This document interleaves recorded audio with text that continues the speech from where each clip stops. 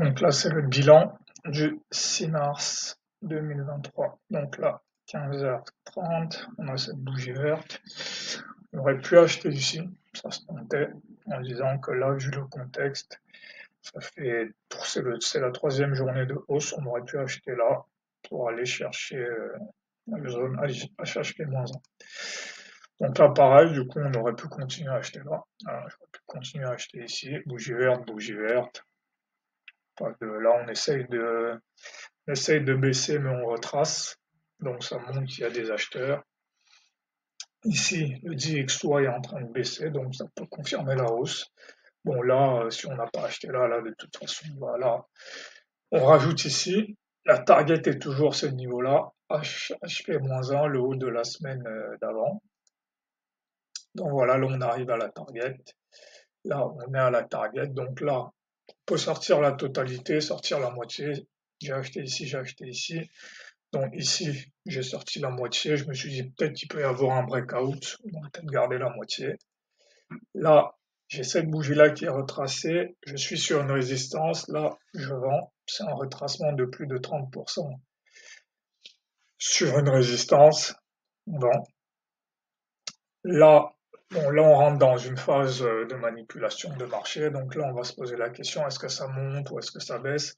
Il faut dire que le plus probable ici, c'est que ça continue à baisser. Ça, le plus probable ici, c'est que c'est des acheteurs qui sont piégés et qui essayent de sortir. Parce que là, on a une résistance forte, on a un lundi sans catalyseur. Le plus probable ici, c'est un réversal.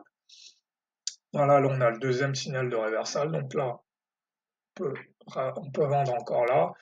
Là, on rentre encore dans une phase de manipulation. Ou pas en fait, ça dépend, il y a des fois où ça va marcher aussi. Là en l'occurrence, moi mon opinion, ma thèse c'est que ça n'allait pas marcher, donc là j'ai pas acheté. Voilà, et ici j'ai vendu, parce que ma thèse c'était que le plus probable c'est qu'on allait continuer à baisser, donc on vend ici. Là en plus on a un double top, on est convergent, on est convergent ici, ici et là. Donc voilà, là on peut continuer à vendre. La target c'est HHP ou au moins le plus bas de la session US. Donc là on peut continuer à vendre. Là on continue à vendre. Là on est arrivé à peu près à la moitié du mouvement de la session US. Donc là on va peut-être s'arrêter. On peut continuer à vendre jusqu'en bas. Voilà, là on vend. Là on sort la moitié ou même la totalité. Bon là, moi j'étais entre là, donc j'ai sorti la moitié ici à 10 points. Donc c'est ici, mon SL était de 8. Donc je sors la moitié à 8 parce que ça correspond à un ratio rendement de 1, dans un R de 1. Et ensuite je garde la moitié jusqu'en bas. Voilà.